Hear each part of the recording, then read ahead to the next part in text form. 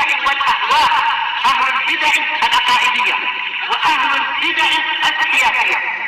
نقول بيننا وبينكم السلف، بيننا وبينكم الكتب، كان فيقول البدع بيننا وبينكم. بسم الله الرحمن الرحيم.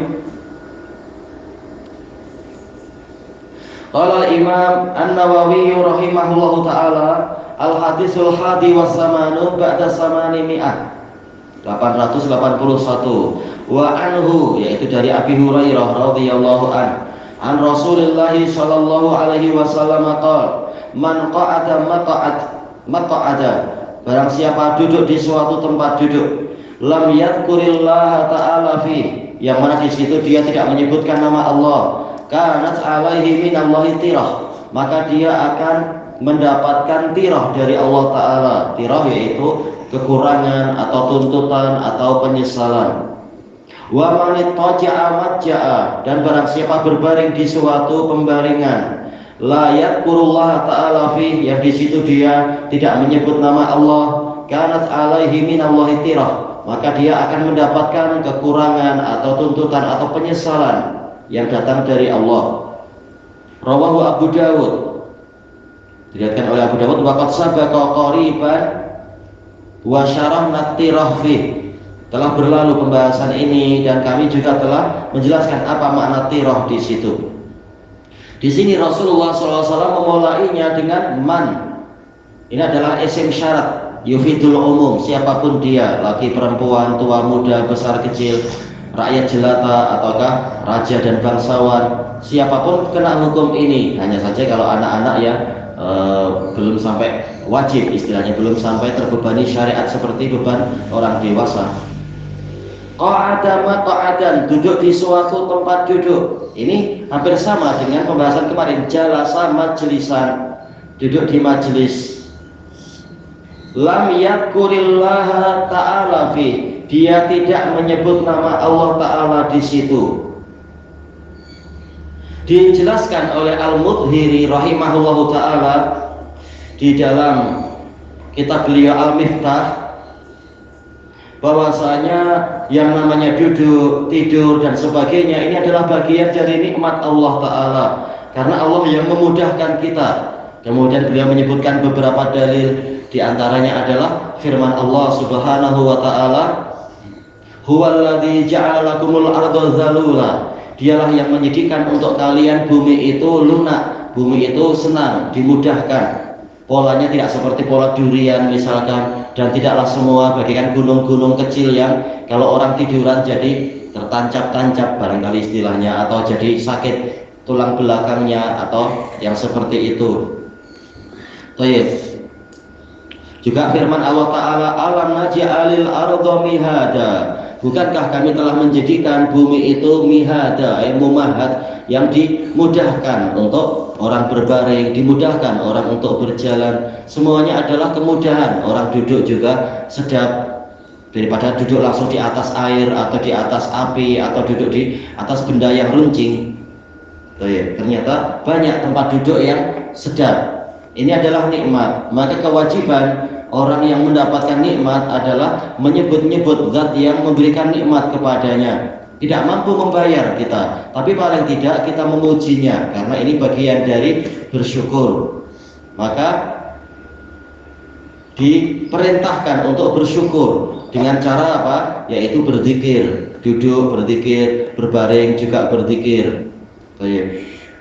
Allah Ta'ala mengatakan memuji alladzina yadhkurunallaha qiyaman wa qu'udan wa ala junubihim. Mereka para ulil albab, orang yang memiliki mata hati yang tajam, adalah orang-orang yang menyebut nama Allah pada waktu berdiri, pada waktu duduk, dan pada waktu berbaring di sisi badan mereka. Allah memuji orang-orang tadi. Makanya orang yang tidak memenuhi ini, tidak membayar, sekedar zikir saja, apa susahnya, apa beratnya zikir dengan lidah? Daripada bicara yang tidak ada gunanya, zikir lebih baik dan pahalanya banyak sekali. Ternyata orang yang tidak mau juga, sekedar berzikir pun tidak mau, sekedar menyebut bismillah pun tidak mau misalkan, atau alhamdulillah tidak mau, maka kanat alaihi minallahi tirah, dia akan mendapatkan tirah. Tirah kata Al-Mudhiri, demikian pula beberapa a'immah yang lain seperti Ibnul Malik. Beliau mengatakan tirah ini makna asalnya adalah naqas, kekurangan, dan tirah juga maknanya adalah hasrah, penyesalan, dan juga tirah maknanya adalah tabiah, tuntutan. Jadi nanti di hari kiamat Allah Ta'ala akan menuntut, kenapa tidak bersyukur, kenapa tidak berzikir, dan seterusnya. Sementara zikir ini bagian dari syukur. Makanya disebutkan di dalam hadis-hadis yang lain, dia akan menyesal karena luput dari pahala, padahal pahalanya besar. Walaupun dia masuk surga, dia akan menyesal melihat betapa banyaknya barang-barang berharga yang tidak dia miliki, padahal orang yang ahli zikir memilikinya. Ternyata zikir nilainya besar sekali, pahalanya besar, entah berupa perhiasan apa yang akan didapatkan atau kemuliaan apa yang diperolehi.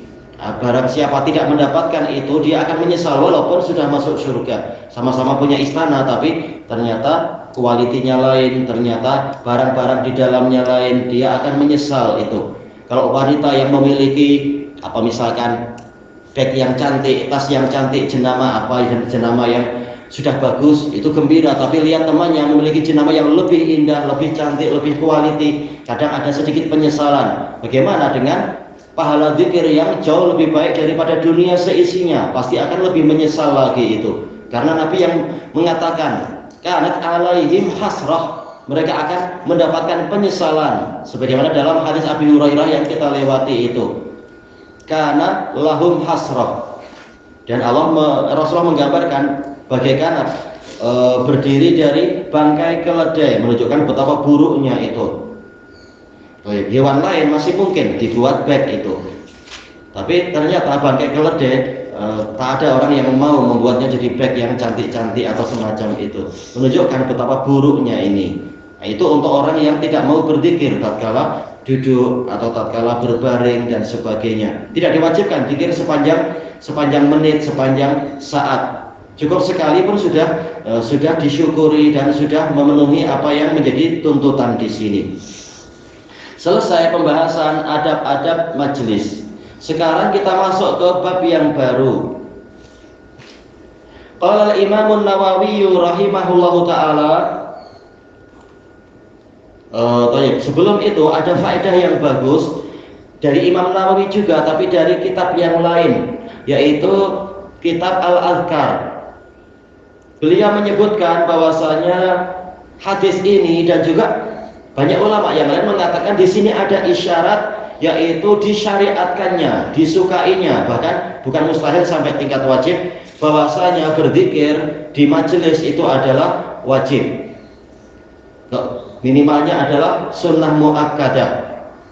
Cuma sekarang apa yang menyebabkan orang-orang itu tidak mau berzikir?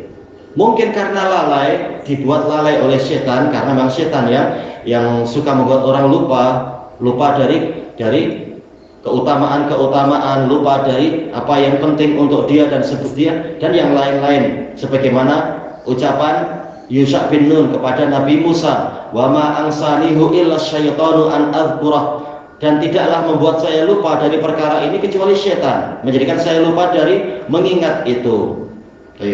Juga di dalam surat Yusuf Allah Ta'ala mengatakan fa'ansahu syaitanu dzikra rabbih, setan menjadikan dia lupa untuk menyebutkan itu kepada tuannya.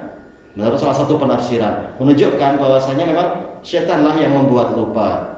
Begitu duduk mungkin ingat yang lain sehingga lupa berzikir. Ada juga jenis orang lain yang sudut pandangnya terlalu tinggi, yaitu dia tidak berzikir dengan lisan dengan alasan takut nanti dilihat orang sehingga nanti dipuji orang. Saya takut dipuji orang. Kata beliau ini salah.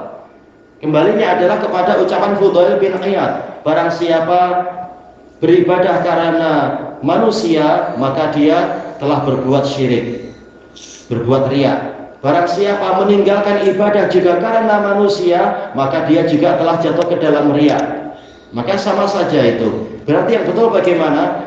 Berzikir dengan lisan dan memerangi diri agar senantiasa ikhlas karena Allah. Baik. Jadi zikir itu bukan hanya amalan hati, zikir juga amalan lisan.